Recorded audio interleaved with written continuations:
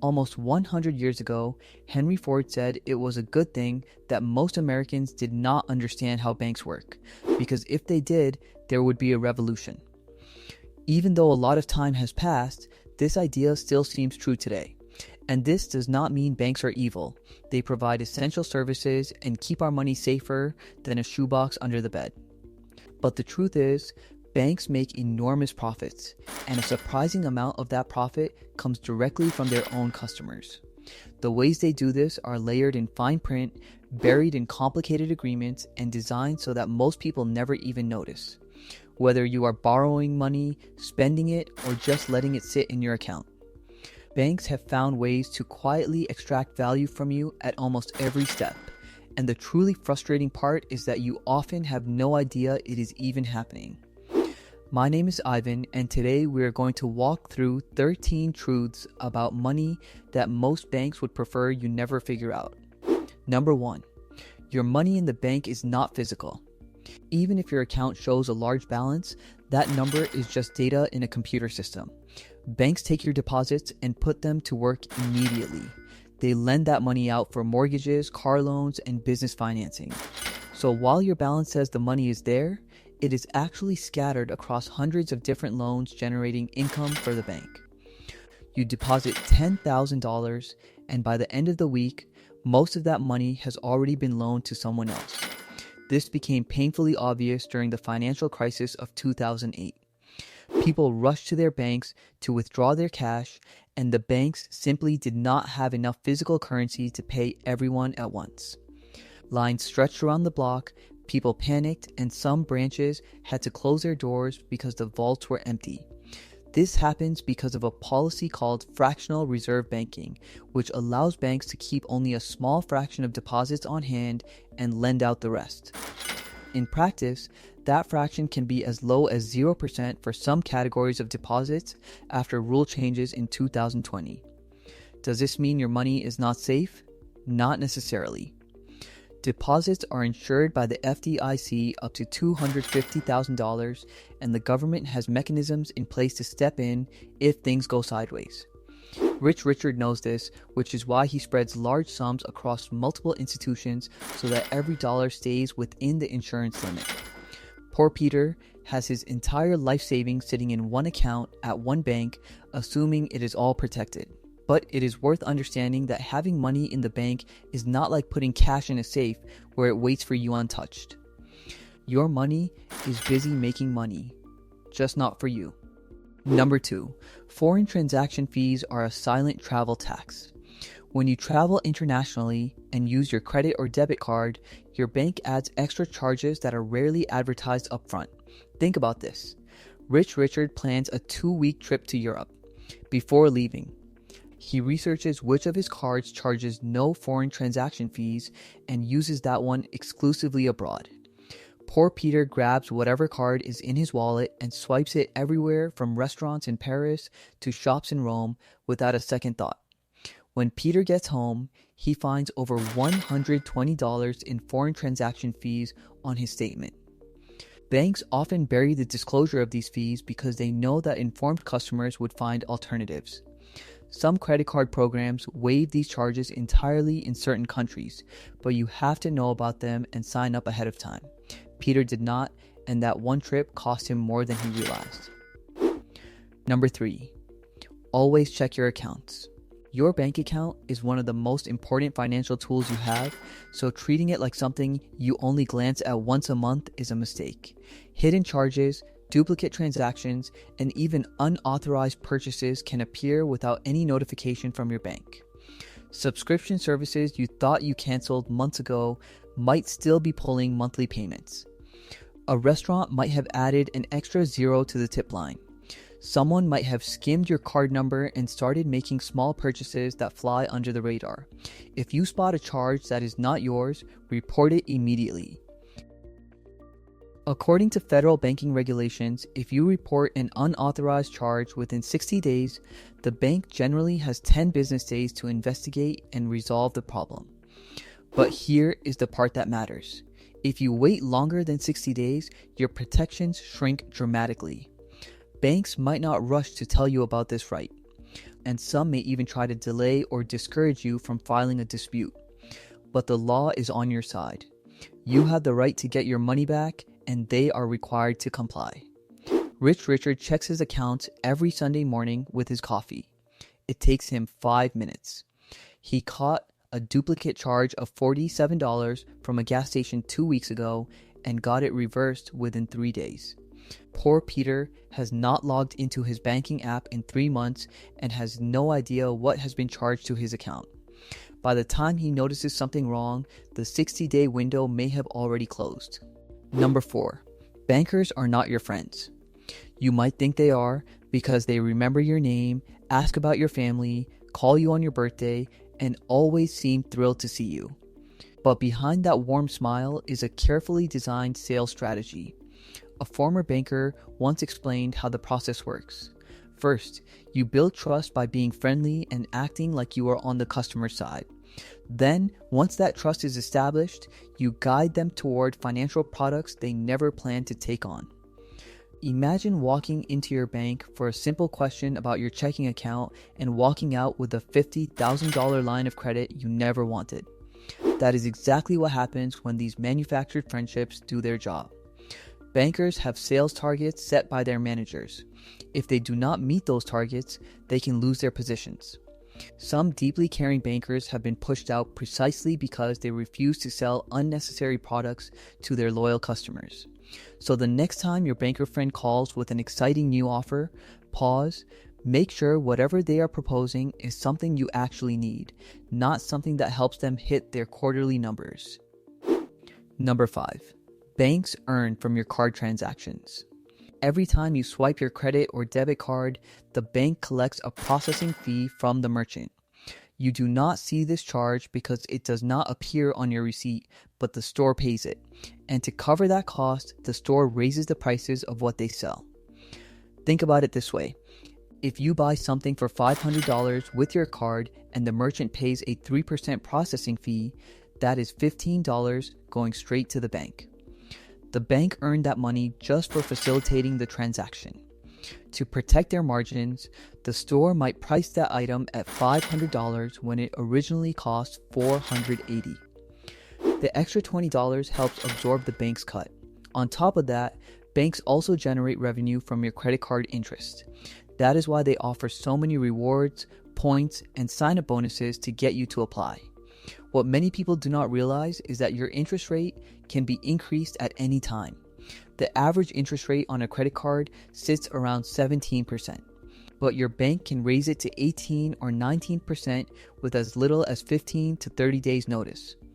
These notices are packed with legal language that most people skim right past, which allows the rate increase to take effect without the customer fully understanding what happened. If you are carrying a balance with compound interest, it keeps growing, making it harder and harder to pay down. Credit cards are not inherently bad, they are convenient and millions of people use them responsibly every day. Rich Richard pays his balance in full every single month. He collects the rewards points, enjoys the convenience, and never pays a cent in interest. The bank actually loses a small amount of money on customers like him. Poor Peter carries a balance of $8,000 and makes the minimum payment each month. At 17% interest, he's paying over $113 per month in interest alone, and most of his minimum payment barely touches the principal. At that rate, it would take him decades to pay off the balance if he never added another purchase. That is where the bank wins and you lose. Number 6. You are losing money every single year. You have probably been told that a bank is the safest place to keep your money, and in terms of protecting it from theft, that is mostly true. But what nobody emphasizes is that your money is quietly losing value every year it sits in a standard savings account. This is not about fees or fraud, it is about something far more subtle. Inflation is a gradual increase in the prices of goods and services over time. Something you can buy for $100 today will cost more next year, and significantly more in 10 years. A grocery trip that cost you $80 in 2019 might cost you over $100 today for the exact same items in the cart. You might assume the interest your savings account earns keeps pace with this price increase, but for most accounts, it does not even come close. The average inflation rate in the United States hovers around 3% per year. If your savings account earns 0.05% interest, you are effectively losing about 2.95% of your money's purchasing power every single year. To put a number on that, if you have $50,000 in a basic savings account, after 10 years of 3% inflation, that money has the purchasing power of roughly $37,000 in today's terms. You did not spend it. You did not lose it. It just became worth less while sitting there doing nothing. Rich Richard understands this, which is why he keeps only 3 to 6 months of expenses in his savings account as an emergency fund and puts the rest into a mix of index funds and other investments that historically outpace inflation over the long term. Poor Peter has $60,000 sitting in a regular savings account earning almost nothing. And every year that pile of money buys a little less than it did the year before. He thinks his money is safe. And technically it is. It is just shrinking in slow motion. Number 7. You are being watched. Banks monitor every financial transaction you make and report anything that looks unusual to federal authorities. If you deposit or withdraw more than $10,000 in cash, your bank automatically files a currency transaction report with the Financial Crimes Enforcement Network, known as FinCEN. And if the IRS decides to take a closer look at your account, they will ask questions about where the money came from, whether you paid taxes on it, and whether the transaction was legal. This reporting system exists to combat money laundering and other financial crimes, which is a legitimate purpose. But what many people do not know is that banks also file suspicious activity reports, called SARs, for transactions well below the $10,000 mark if they detect patterns that seem unusual. Let us say you sell a used car for $8,000 and deposit the cash. That single deposit might not trigger a report.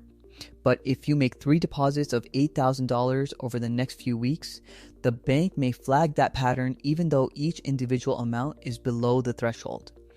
Structuring your deposits into smaller amounts to deliberately avoid the reporting threshold is itself a federal crime, even if the money is completely legitimate. People have been investigated and charged not because the money was dirty, but because the way they deposited it looked like they were trying to hide something. So whether you are doing something wrong or not, your financial behavior is being tracked and analyzed more closely than most people realize. Rich Richard does not worry about this because he keeps clean records of every significant transaction. If anyone asks, he can explain exactly where the money came from. Poor Peter, on the other hand, sold some equipment from his side business for cash and split the deposits across 3 different days because he thought smaller deposits would be simpler. He had no idea that pattern could attract federal attention. Real quick, if you are finding this helpful, consider subscribing. I cover personal finance and investing topics like this every week, breaking down the things that most people overlook when it comes to their money. Now, let us keep going. Number 8. Exchange rate markups are hidden profit margins. This is closely related to foreign transaction fees but works differently. When you make a purchase in another country's currency, that purchase needs to be converted back into your home currency. There is a standard rate for this conversion set by the foreign exchange market, and it changes constantly. But banks rarely give you the actual market rate. Instead, they add their own markup on top, which functions as a hidden fee baked into every international transaction. For example, if the market rate is $1 to 0.85 euros, your bank might use a rate of $1 to 0.83 euros and pocket the difference. These markups make every purchase abroad more expensive than it needs to be, and the costs compound quickly for anyone who travels frequently or makes large international purchases. The frustrating part is that banks are not always transparent about the exact rate they use or the size of their markup, making it difficult to know how much extra you are actually paying. To minimize this, look into cards specifically designed for international use that offer rates closer to the true market exchange rate. Number 9. Dormant account fees quietly drain forgotten accounts. Some banks charge fees if your account sits inactive for a certain period. These fees vary from bank to bank. Some charge monthly, others annually. The amounts can range from just a few dollars to $20 or more per month.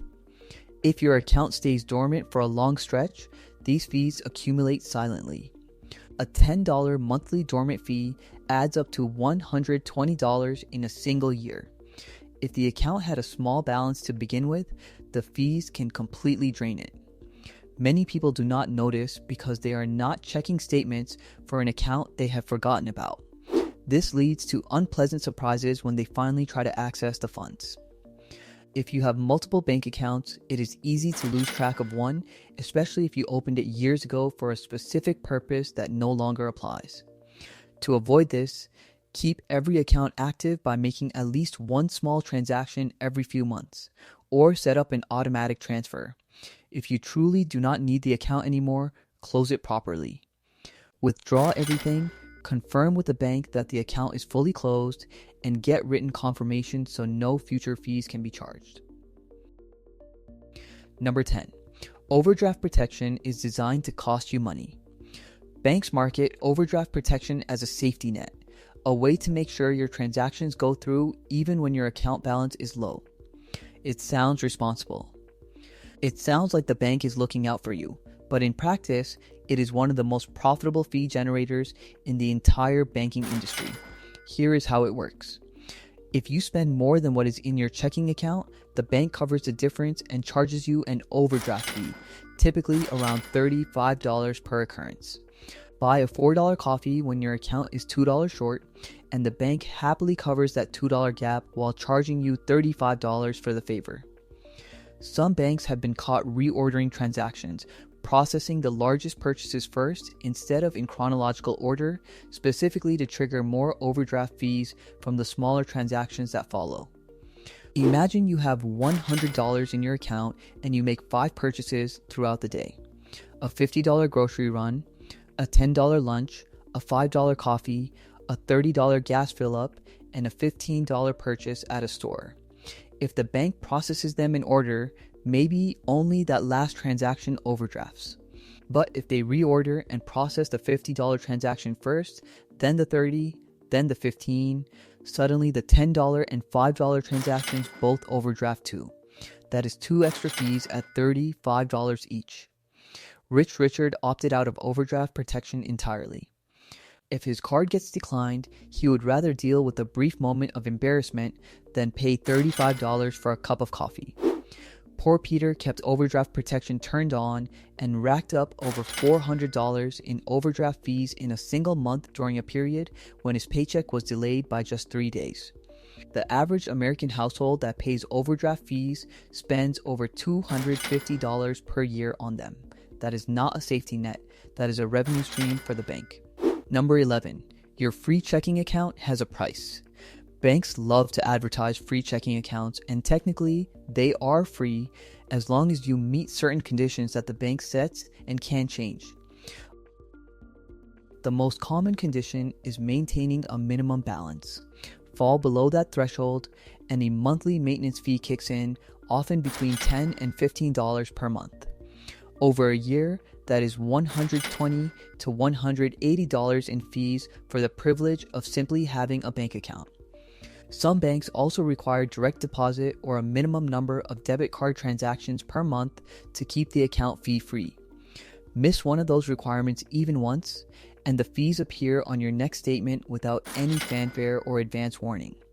What makes this particularly frustrating is that the conditions for free can change. The bank might raise the minimum balance requirement or add new qualifying criteria, and they communicate these changes in the same dense legal mailings that most people throw away without reading. Rich Richard read the fine print when he opened his account. He knows exactly what the requirements are, has them noted in his phone, and makes sure he meets every condition each month. Poor Peter opened a free checking account 3 years ago and has been paying $12 a month in maintenance fees for the last 18 months because his balance dipped below the minimum after he moved money to a different account. He never noticed because he does not check his statements. That is $216 gone for absolutely nothing. Number 12. Banks profit from selling your spending data. Every purchase you make with your debit or credit card creates a data point. Where you shop, what you buy, how often you buy it, what time of day you make purchases, how much you typically spend, and even the pattern of how your spending changes throughout the month. Banks collect all of this information and, after anonymizing it, package it and sell it to data brokers and marketing companies. These companies use your spending patterns to build detailed consumer profiles, target advertisements with surgical precision, and make predictions about future purchasing behavior. If your cart transactions show you buying baby supplies for the first time, marketers now know you are likely a new parent, and they adjust your advertising profile accordingly. This is a billion-dollar industry. The data your bank collects about your daily habits has real monetary value, and they are monetizing it without most customers ever being aware. You agreed to this when you signed the account agreement that nobody reads, the privacy policy, buried somewhere deep in a 60-page document, outlines the bank's right to share anonymized transaction data with third-party partners. Rich Richard actually read that section when he opened his account. He contacted customer service, asked specifically about data sharing practices, and opted out of third-party data sharing where his bank allowed it. Poor Peter has no idea his spending habits are being packaged and sold to the highest bidder. And he wonders why he keeps getting eerily specific advertisements for products he was just thinking about buying. The irony is, the bank is making money off of Peter's data on top of every other fee they already charge him. Number 13. Promotional savings rates are a bait and switch tactic. You have seen the advertisements. Open a new savings account and earn 4.5% APY. It sounds incredible compared to the 0.05% your current account offers. So you do the responsible thing. You open the account, transfer a large chunk of your savings, and feel good about finally earning a real return. But here is what happens next. That promotional rate lasts for 3 to 6 months, sometimes even less. After the introductory period ends, the rate quietly drops back down to the bank's standard rate, which is often barely above zero. There is no big notification, no email with the subject line saying your rate just plummeted. It just happens, and unless you are actively monitoring your account, you will not notice for months. The bank is betting that once your money is in their system, you will not bother to move it again. And for most people, that bet pays off handsomely. The friction of transferring funds, setting up a new account at a different institution, going through the verification process all over again, and updating your linked accounts is enough to keep people parked in an account earning almost nothing. Banks know this. That is exactly why the promotional rate exists in the first place. It is not generosity. It is a customer acquisition cost that they recoup many times over once you stop paying attention. Rich Richard treats these promotions like a strategic game. He moves his savings to capture the high rate, sets a calendar reminder for exactly when the promotion ends, and moves his money again before the rate drops. He has done this 4 times in the last 2 years and earned hundreds of extra dollars compared to someone who just parked their money in one place. Poor Peter opened a high-yield savings account 14 months ago because of the promotional rate and has no idea it dropped to 0.1% 11 months ago.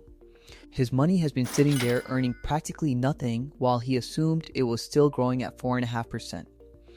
The difference between Rich Richard and Poor Peter in this scenario is not intelligence. It is attention. Banks are not villains.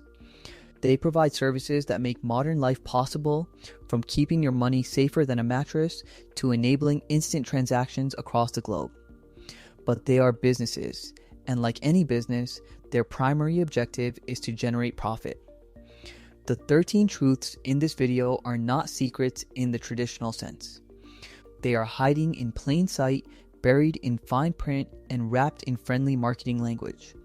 The more you understand about how banks actually operate behind the polished advertisements and the smiling tellers, the better equipped you are to make sure their profit does not come at your expense. You do not need to fight the system. You just need to understand the rules well enough to stop playing their game and start playing your own.